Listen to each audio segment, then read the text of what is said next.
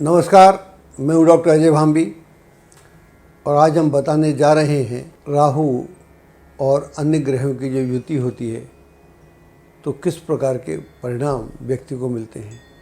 पिछले आपने हमारे प्रोग्राम में देखा होगा, हमने राहु के विभिन्न आयामों की बात की, राहु किस राशि में और अमुक नक्षत्र में किस तरह का फल देता है।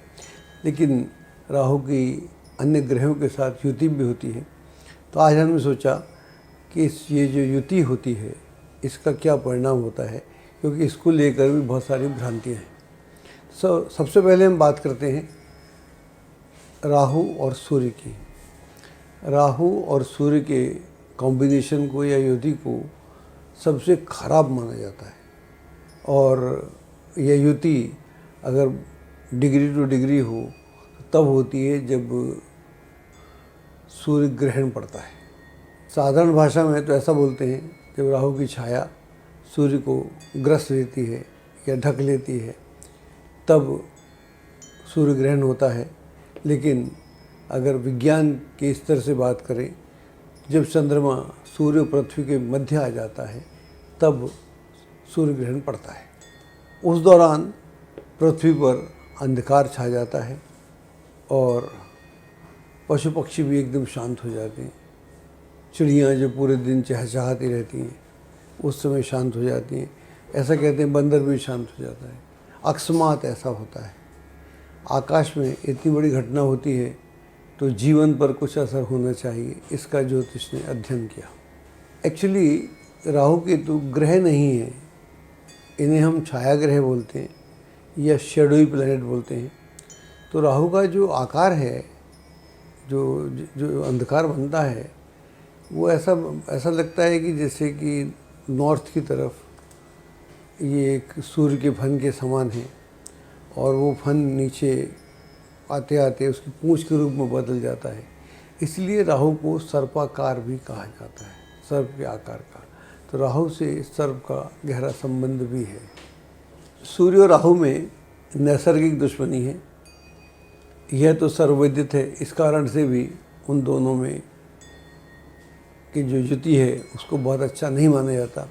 लेकिन हमारे पास ऐसी कई कुंडलियां हैं जिसमें जो लोग ख़ास तौर से सूर्य ग्रहण के समय पैदा हुए या उस समय पैदा हुए जो सूर्य और राहु साथ थे, हमने उनको जीवन में बहुत सफल देखा है और बहुत सफलता अर्जित कर देखा है। विज्ञान के फील्ड में, बिजनेस के फील्ड में, पढ़ाई के फील्ड में हमने उनको बहुत आगे बढ़ते देखा है और वो बहुत कमाल करते हैं।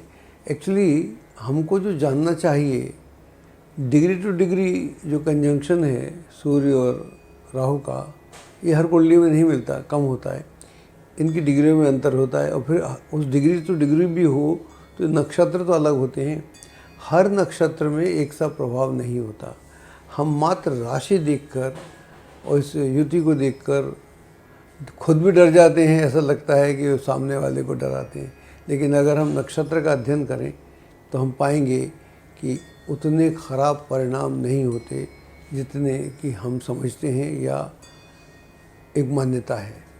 तो माइन्यूटली देखेंगे तो परिणाम बहुत अच्छे, हमें तो बहुत अच्छे मिले और हमारे पास हज़ारों कुंडलियाँ हैं। देखिए, जब ये युति होगी तो आपको संघर्ष करना पड़ेगा। हमको आप बता दीजिए ऐसा कौन सा व्यक्ति जो संघर्ष नहीं करता। संघर्ष यहाँ थोड़ा ज़्यादा हो सकता है, लेकिन संघर्ष करने का मादा भी होता है। जब ऐसी कोई स्थिति होती है तो सूर्य राहु साथ हो तो आप संघर्ष भी ज़्यादा करते हैं और घबराते नहीं हैं और अपने गंतव्य तक पहुँच जाते हैं। तो यह भी एक जो सुपरस्टिशन है, इससे हमको निकलना चाहिए। तो ज्योतिष की मान्यता है कि जो भी आपने कर्म किए हैं उसी हिसाब से आपकी कुंडली इस जन्म में बनती है। और जब इस तरह के ग्रह होते हैं, इसका मतलब क्या है, जब सूर्य और राहु को हम बात करते हैं तो सूर्य का मतलब वो अथॉरिटी। अथॉरिटी सबसे पहले पिता की होती है, गुरु की होती है या राज्य की होती है। तो अगर आपने अथॉरिटी के साथ में एक तरह से युद्ध किया है या अवहेलना की है उसकी, या आपने नियम तोड़े हैं, तो फिर इस तरह के योग आपको मिलते हैं। तो वो आपको भुगतना पड़ता है। तो यहाँ पर जब भी आप ऐसा कुछ करेंगे तो आपको भुगतना पड़ेगा। तो ज्योतिष चूँकि हम कर्मों के फल की बात करते हैं, बहुत सारी चीज़ें आपके जीवन में आपके कंट्रोल में नहीं है, ना आपके माँ बाप आपके कंट्रोल में है, ना आपके बच्चे आपके कंट्रोल में है। हम बहुत कुछ लेके आते हैं, तो ये हमारे कर्मों का फल होता है। जो हम करते हैं वो हम स्वयं से करते हैं, लेकिन जो हमारे साथ हो जाता है उसका हमको कुछ अंदाज़ नहीं। इसीलिए हम ज्योतिष में बोलते हैं कि ज्योतिष आपके कर्मों का फल देता है। जो पिछले जन्मों में आप किए उसका फल मिलता है। इसका यह मतलब कतई मत समझना कि सीधे पिछले जन्म का फल हो सकता है। आज से 7वें जन्म का फल हो, 5वें का हो, तीसरे का हो, चौथे का हो, तो सब एक्यूमुलेट होता है। जो आदमी मुक्ति की तरफ जाता है उसको सारा कलेक्टिव फल मिलता है, अच्छा या बुरा। फिर उसके बाद उसकी मुक्ति की यात्रा प्रारंभ होती है। अब हम बात करेंगे राहु और चंद्रमा की युति की, और इसको ज्योतिष में सबसे खराब माना जाता है। कहा जाता है कि ग्रहण लग गया, पता नहीं क्या क्या बुरा होगा, और चंद्रमा इतना पीड़ित हो गया। जितनी भी नेगेटिव बातें हैं सब उसके बारे में कही जाती हैं। जब हम क्लासिकल बुक्स में पढ़ते हैं तो वहाँ पर भी इसी तरह की बातें हमको पढ़ने को मिलती हैं। लेकिन क्या वास्तव में ऐसा होता है? यह सत्य नहीं है, ये हम अपने अनुभव के आधार पर कह रहे हैं। ये ग्रहण कब पड़ता है? जब सूर्य, ये ग्रहण तब पड़ता है जब सूर्य, पृथ्वी और चंद्रमा एक सीध में आ जाते हैं, तब ये ग्रहण पड़ता है। और यह ग्रहण अमावस के दिन पड़ता है। जब आकाश में सूर्य, पृथ्वी और चंद्रमा एक सीध में आ जाते हैं तब यह चंद्र ग्रहण पड़ता है। और इसकी एक और कंडीशन है कि उस दिन पूर्णिमा भी होना चाहिए। तुलसीदास का एक दोहा है, टेढ़ जान बंधई सब काहू, वक्र चंद्र में ग्रसई न राहु। तुलसीदास को ज्योतिष का बड़ा ज्ञान था और उन्होंने अपने रामचरितमानस में ज्योतिष का बड़ा जिक्र किया है। कई दोहों में, कई चौपाइयों में इसका जिक्र है। और अगर आप उनका हनुमान चालीसा पढ़ें तो सूर्य यहाँ से कितना दूर है उन्होंने 500 साल पहले बता दिया था, जिसको नासा आज बोलता है कि उनका जो माप है एकदम करेक्ट है। यूँ तो चंद्रमा बड़ा कमज़ोर ग्रह है, और ख़ास तौर से राहु के सामने तो ऐसा कहते हैं कि उसकी काफ़ी दम निकल जाती है। लेकिन हम ऐसा नहीं मानते। हमारा ऐसा मानना है कि चंद्रमा भी बलवान होता है। अगर चंद्रमा अपनी कलाओं में है, कलाओं में चढ़ रहा है, तो उसका अपना निज का बल होता है, उसकी अपनी समझ होती है। और ऐसा आदमी अगर उसकी युति भी हो तो भी वो जीवन में बहुत सफल होता है। इसीलिए तुलसीदास कहते हैं कि वक्र चंद्र में ग्रसै न राहु। जो आदमी टेढ़ा होता है, उन्होंने किसी अलग संदर्भ में कहा था, ख़ासतौर से परशुराम के संदर्भ में कहा था। जब परशुराम आए थे, वो बहुत बोल रहे थे, तो लक्ष्मण जी के साथ उनका जो वाद विवाद होता है, तो वहाँ पर की ये चौपाई है कि वक्र चंद्र में ग्रसै न राहु। अगर चंद्रमा वक्र हो, जो आदमी टेढ़ा आदमी हो, टेढ़े आदमी से सब घबराते हैं, तो वहाँ राहु भी घबराता है। तो राहु का एग्जाम्पल दिया उन्होंने कि वहाँ पर राहु की भी हिम्मत नहीं पड़ती। इसलिए मात्र ऐसा मान लेना कि राहु और चंद्रमा साथ हैं तो चंद्रमा की दम निकल गई, चंद्रमा बिल्कुल भयभीत हो गया, घबरा गया, और हम व्यक्ति को घबरा दें, ये शायद ज्योतिष के प्रति अन्याय है। यह ज्योतिष नहीं है। चंद्रमा वक्री हो, वक्र मतलब पूर्ण ना हो, क्रेसेंट हो इंग्लिश में, तो वो राहु से वो सब जानकारी प्राप्त कर लेगा जो उसके जीवन में बहुत सफल होगी। उल्टा मामला बोल रहा हूँ। अभी तक हम ये सुनते आ रहे हैं कि राहु चंद्रमा की दम निकाल लेगा, बल्कि चंद्रमा अपनी योग्यता से, बुद्धि से राहु से वो सीक्रेट जानेगा जो उसे जीवन में आगे बढ़ने में काम करेंगे। वैसे भी इस प्रोग्राम के अंतर्गत तो हम बोलते रहते हैं कि ज्योतिष नक्षत्रों का विज्ञान है। आप उनके नक्षत्र देखिए, अगर नक्षत्र अच्छे हैं तो परिणाम खराब हो ही नहीं सकते। तो ये हमारा प्रयास है इस कार्यक्रम के माध्यम से कि जो भी भ्रांतियां हैं उनको भी दूर किया जाए। अब हम बात करते हैं, अगर आपकी कुंडली में राहु और मंगल की युति हो। राहु और मंगल में एक अदृश्य किस्म की दोस्ती है और दोनों ही बहुत त्वरित गति से काम करते हैं। ये उनके बेसिक गुण हैं। जैसे समुद्र मंथन के समय जब राहु को मालूम पड़ता है कि ये जो विश्व सुंदरी है के भेष में ये वास्तव में विष्णु हैं और देवताओं को तो एक पंक्ति में बैठाल के अमृत पिलाया जा रहा है और राक्षसों को दूसरी पंक्ति में मदिरा पिलाई जा रही है, तो राहु चुटकी बजाते ही अपना भेष बदलता है, उस पंक्ति में बैठ जाता है और फिर वो अमृत पी लेता है और अमर हो जाता है। तो उसकी जो गतिशीलता है एक्शन करने की बात, उसका एक्शन ओरिएंटेशन इतना फास्ट है कि पता भी नहीं चलता कि रिज़ल्ट कब आ गए। इस पूरे प्रोसेस में चाहे उसकी गर्दन चली गई लेकिन अमर हो गया। तो इतना बल भी रखता है, इतनी बुद्धि भी रखता है और इतनी तैयारी भी रखता है। जब भी कोई आदमी मरने को तैयार होता है तो वहाँ से उसके जीवन की शुरुआत होती है।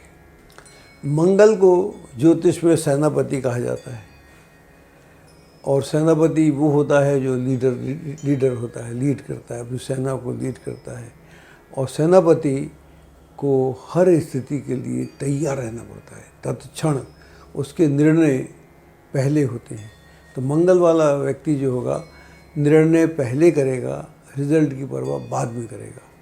अगर मान लीजिए आप जंगल में जा रहे हैं, आपके हाथ में बंदूक भी है और सामने शेर आ जाए, तो यहाँ पर विचार नहीं हो सकता। अगर विचार होगा तो शेर आपको खा जाएगा। तो यहाँ कई बार एक्शन ही रिजल्ट होता है, वहाँ विचार नहीं होते। विचार विमर्श के लिए अलग स्थितियाँ हैं। तो मंगल ओरिएंटेड जो लोग होते हैं वो पहले एक्शन करते हैं, रिजल्ट जो हो सो हो। राहु एक्शन करता है, इसमें जान चली जाती, नहीं पी पाता तो मर जाता है, कोई परवाह नहीं। तो जो एक्शन वाले लोग हैं वो एक्शन से उनका जीवन डिसाइड होता है, ना कि वाद विवाद से, विचार विमर्श से। विचार विमर्श के अलग ग्रह हैं। ये लोग पूरी तरह से एक्शन ओरिएंटेड होते हैं और इनके परिणाम इनका एक्शन डिसाइड करता है। ये खास बात है, इसीलिए ये औरों से डिफरेंट हैं। वैसे भी लाल किताब में भी ऐसा कहा गया है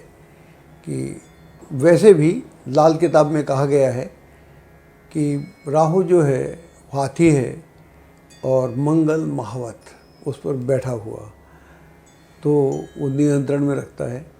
ये बात हो सकता है कुछ हद तक सच हो, लेकिन हमारा ऐसा मानना है कि ये दोनों ग्रह अच्छे नक्षत्र में होते हैं तो बहुत बढ़िया परिणाम देते हैं, और अगर इनका नक्षत्र खराब हो जाए तो फिर इनके एक्शन कई बार उल्टे भी हो जाते हैं। इसलिए यह भी ध्यान रखना चाहिए। जब राहु और मंगल कुंडली में अच्छे होते हैं तो व्यक्ति बहुत तरक्की करता है, बहुत आगे बढ़ता है, और अगर उल्टे हों तो फिर परिणाम उल्टे भी होते हैं। अब हम बात करते हैं राहु और बुध की युति की। राहु को वैसे तो हम राक्षस ग्रह मानते हैं, लेकिन उसमें जो गुण हैं वो देवत्व को प्राप्त करने वाले गुण हैं। वो तंत्र मंत्र यंत्र को जानता है, पूजा पाठी है, नियम से रहता है, बहुत सारे अच्छे काम करता है, और उसने बहुत तपश्चर्या करके जो 6 शक्तियाँ होती हैं बड़ी महत्वपूर्ण, उन्हें अपने बस में किया। और ये सारी शक्तियाँ उसके मुकुट के पास चारों तरफ उपस्थित रहती हैं और उसके ऑर्डर का इंतज़ार करती है कि क्या हुक्म है सरकार, आप बताएं।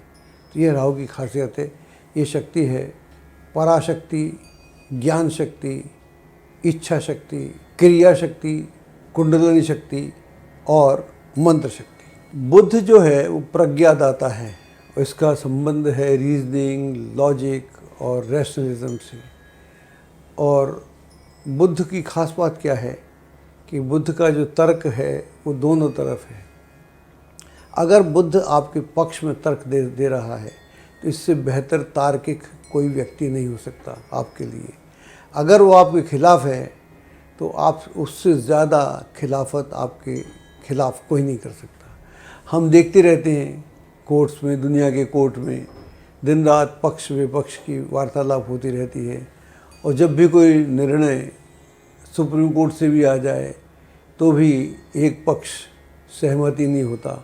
तो यह वाद विवाद या तर्क दोनों तरफ का होता है। चोर का अपना तर्क है, साहूकार का अपना तर्क है, और बुद्ध इन दोनों के बीच एक राजकुमार की तरह काम करता है। इसके साथ भी है, उसके साथ भी। राहु इस लोक और परालोक दोनों के रहस्य को जानता है, और बुद्ध को अगर कोई पॉइंट मिल जाए या कोई सीक्रेट मिल जाए तो फिर बुद्ध का कमाल देखिए। तो दोनों में एक बहुत गहरा संबंध है। एक सीक्रेट लाता है और दूसरा उसको कैसे व्यक्त किया जाए। राहु व्यक्त नहीं कर सकता।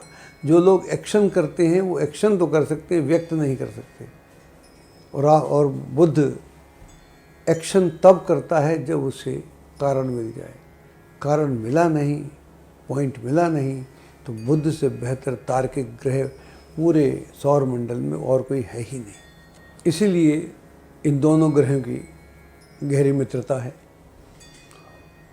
और अगर सजातीय स्थिति में हो, नक्षत्र में हो तो कमाल करते हैं।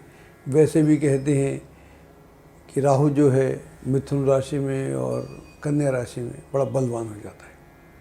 अब हम बात करते हैं राहु गुरु की युति की। राहु गुरु की युति को जनरली गुरु चंडाल योग बोला जाता है। और आजकल भी आकाश में राहु और गुरु साथ साथ हैं, तो गुरु चंडाल योग से बहुत सारे वीडियो भरे पड़े हैं, लेकिन किसी शास्त्र में इस तरह का जिक्र नहीं मिलता। गुरु चंडाल योग जैसा कोई जिक्र नहीं मिलता। हाँ, अन्य अर्थों में कुछ बातें कही गई हैं, लेकिन पर्टिकुलर यह वर्ड कहीं नहीं मिलता। हमको तो नहीं मिला, आपको मिले तो बताइएगा, हम भी जानना चाहते हैं। अपना करेक्शन भी तो करना चाहिए कभी कभी। अब सवाल ये है, एक प्रश्न है मेरे दिमाग में बचपन से, कि अगर एक गुरु है, सदगुरु है, सक्षम गुरु है, तो कोई व्यक्ति है चंडाल उसकी खोपड़ी उड़ा देगा या उसको गर्त में डाल देगा या उसका पतन कर देगा? ऐसा कैसे होगा? होना तो उल्टा चाहिए, और उल्टा ही होता है। अगर गुरु सक्षम होगा तो कोई व्यक्ति हो या चंडाल हो, वो तो उसको बदल देगा। एक बुद्ध के ज़माने की कहानी है। बुद्ध के ज़माने में एक अंगुलीमार था, जिसकी मान्यता थी कि अगर मैं 100 लोगों की हत्या करके उनकी उंगली की माला बना के अपने गले में डाल लूँगा तो मुझे कोई देवी सिद्धि प्राप्त हो जाएगी। और इस पूरी प्रक्रिया में उसने 99 लोगों की हत्या कर दी थी। एक व्यक्ति और उसे चाहिए था, तो जो उसका यज्ञ था जो भी पूरा हो जाता। बुद्ध उसी रास्ते में जाते हैं, कहानी लंबी है, मैं शॉर्ट में बता रहा हूँ। उसी रास्ते में जाते हैं, बुद्ध को दिखता है, उसका दैदीप्यमान चेहरा उनका दिखता है, उनकी आंखों में चमक दिखता है, चेहरे पे शांति दिखता है। तो कहता है, हे साधु, आप अन्य मार्ग से चले जाएं, मैंने प्रण ले रखा है, जो यहाँ से गुजरेगा उसको मैं मार दूंगा। उन्होंने कहा, विचार क्या करता है? गड़ासा उठाओ, मार मेरे को, वेट क्या है? अपना संकल्प पूरा कर, क्या फ़र्क पड़ता है मैं साधु हूँ कि सामान्य व्यक्ति हूँ। लेकिन उसकी हिम्मत नहीं पड़ती। तो थोड़ा वार्तालाप होता है, तो बुद्ध बोलते हैं, एक बात बताओ यार, तुमने जितने लोगों को मारा, क्या तुम उनको ज़िंदा कर सकते हो? तो वो घबरा जाता है, सोचने लग जाता है। आम आदमी नहीं सोचेगा, लेकिन जिसने 99 हत्या की हो वो ज़रूर सोचेगा कि मैंने मार तो दिया, बिल्कुल भीभत्स तरीके से मार दिया, बहुत डेंजरस तरीके से मार दिया, लेकिन क्या मैं उनको जीवन दे सकता हूँ? तो वो सोचेगा। उसने सोचना शुरू किया तो उसको रोने लगा, बुद्ध का शिष्य हो गया। तो ऐसा अगर जीवन में होता है तो जो ग्रह है गुरु, उसको राहु कैसे कर देगा, गड़बड़ कैसे कर देगा, और कैसे उसको चंडाल बना देगा? मेरी कभी ये बात समझ में नहीं आई, आज भी नहीं आती। 50 और कारण हो सकते हैं आपके पतन के या आपके उत्थान के, लेकिन यह कारण नहीं हो सकता। कई बार लगता है कि हमने ज्योतिष को मजाक बना दिया है।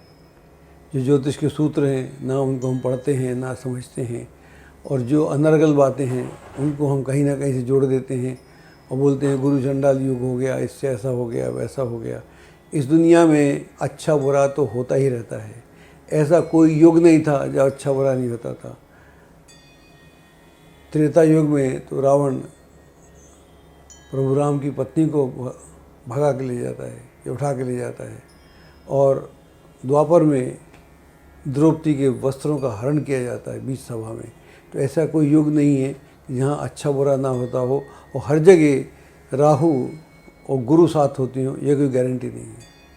अब हम बात करते हैं राहु और शुक्र की। राहु और शुक्र में बहुत गहरे आध्यात्मिक संबंध हैं, और ये दोनों ही अपनी जाति, अपने समाज और भी बैकग्राउंड में आमूलचूल परिवर्तन लाना चाहते। शुक्राचार्य शिव के परम भक्त हैं या थे, और एक समय था जब देवताओं और राक्षसों में लगातार युद्ध चलता रहता था, और देवता भारी पड़ते थे, जीत भी जाते थे, और इस पूरी प्रक्रिया में वो राक्षसों को मार देते थे, उन्हें अपंग बना देते थे।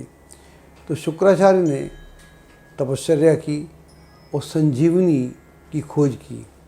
जब संजीवनी की खोज की तो उसके फलस्वरूप वो जो अपंग थे वो हष्टपुष्ट हो जाते थे, जो मृत हो गए थे वो पुनः जीवित हो जाते थे।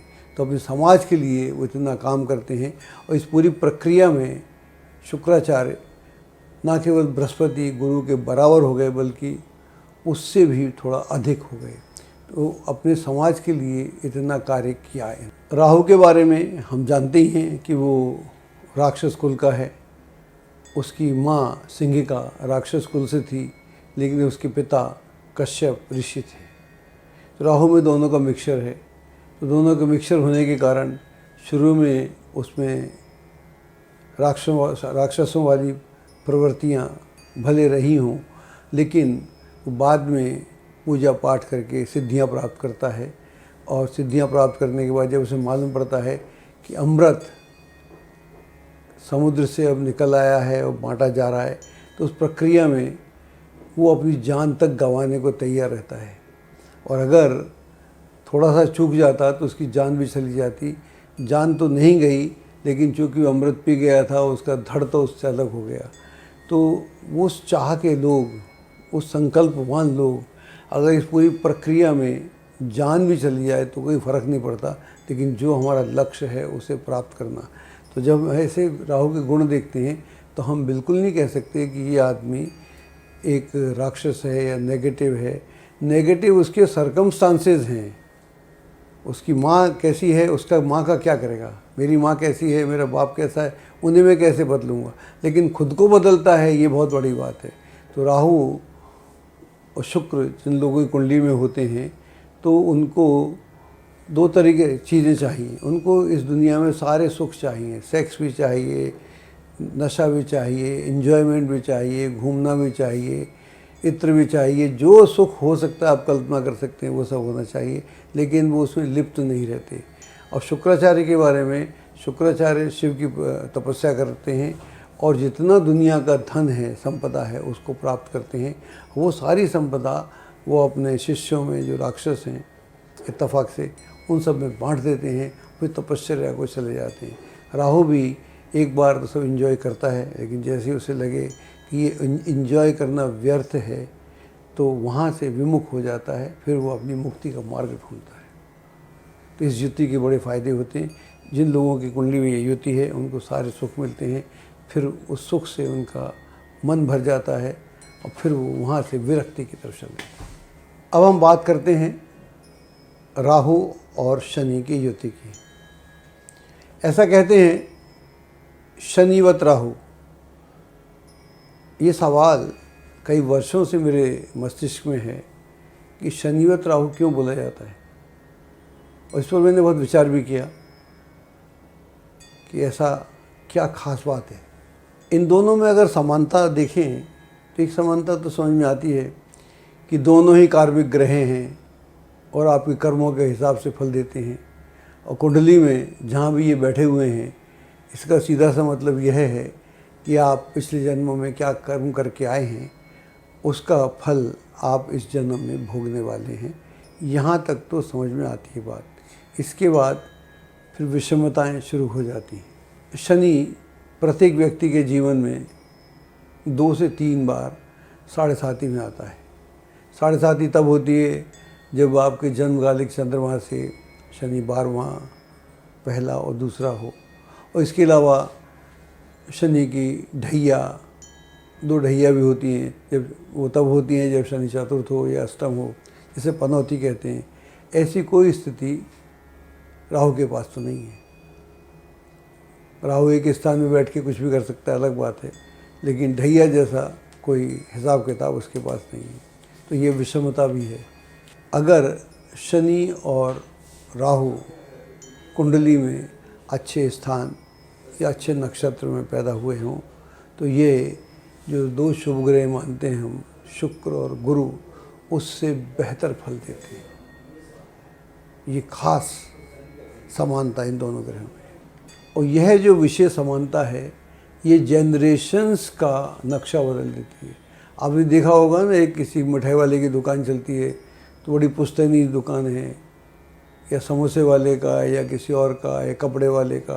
तो ये वो शनि है, अगर अच्छा हो, राहु अच्छा हो, तो जनरेशन्स का भाग्य बदल देता है। एक और विशेषता है, जब दोनों किसी व्यक्ति को जीवन में यातना देने आते हैं तो इनसे ज़्यादा यातना और कोई ग्रह दे ही नहीं सकता। एस्ट्रोलॉजी की सटीक जानकारी के लिए विश्वविख्यात एस्ट्रोलॉजर अजय भांबी के YouTube चैनल ABC चैनल को सब्सक्राइब, लाइक और शेयर करें। लेटेस्ट अपडेट के लिए बेल के बटन पर जरूर क्लिक करें।